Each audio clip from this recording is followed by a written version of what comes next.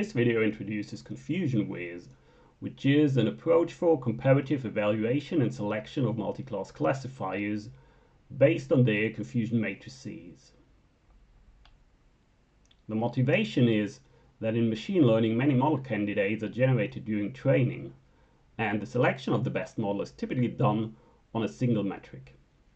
For example, this can overlook imbalances in the class confusions, and in addition, in many domains, specific class confusions have different impacts. So our contributions are a novel method to measure distances between multi-class classifiers based on their confusion matrices, an interactive query interface incorporating all class confusions of all models, and overall, a data and model-agnostic approach to evaluate, compare, and select models. And this was evaluated with a user study and a case study. Now let's look at ConfusionVis with an example where we train deep neural networks to classify whale species in underwater acoustic recordings. So the input to the models were spectrograms with two different window sizes, and we used different model types like VGG, MobileNet, ShuffleNet, and ResNet.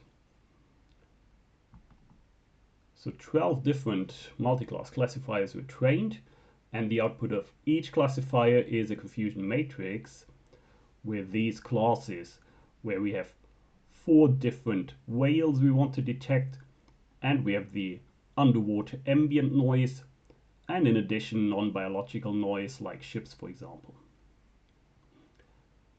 So we can load these confusion matrices just as a simple concatenation in a CSV file into ConfusionVis. As a possible starting point, we contrast the models using their averaged accuracies. And on the right-hand side, we show similarities between the model results using a novel distance measure that we proposed for confusion matrix similarity. What we can see here is that indeed the models with odd indices, they appear to be close to each other, while the models with even indices, they are somehow spread in the space. Except for this model number 5, which is an outlier model which has a quite low accuracy.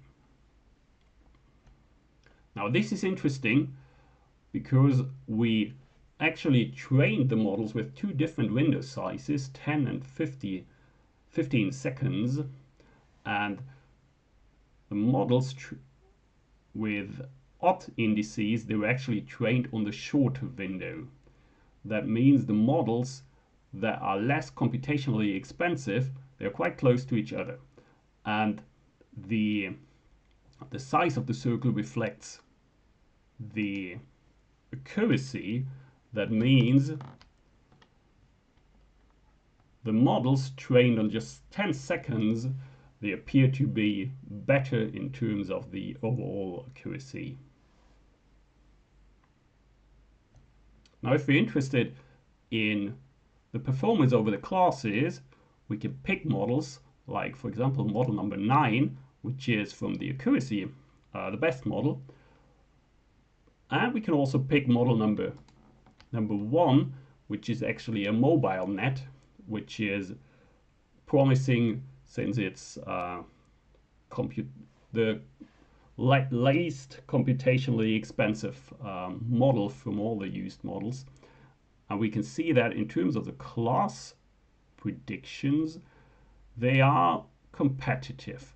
So this is another important conclusion that we can draw, that actually for our application where we look for models that are not too computationally expensive, that we could actually use a MobileNet, and we can see quite similar performance over the classes.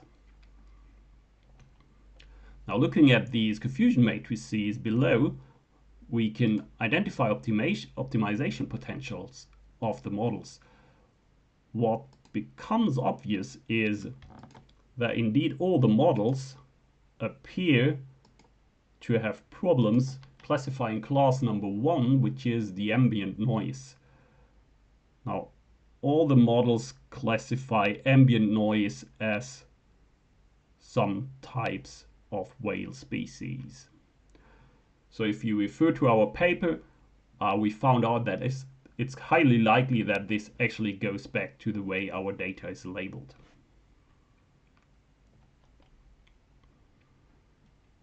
Now, if we're interested in a specific class, we can, for example, pick the humpback whale and see how well the models perform with regard to that specific class.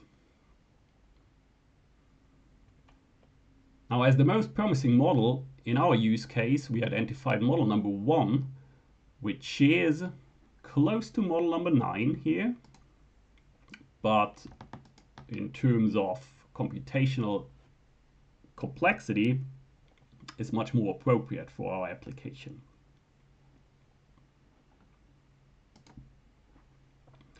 So what we are now trying to do, of course, is to still find optimization potential for this model. And this we can, for example, do using the individual class confusions by looking, for example, at these confusion matrices or these plot that we describe in the paper, which actually tells us what class was confused with what other class, to what extent, and by which model. So, for example,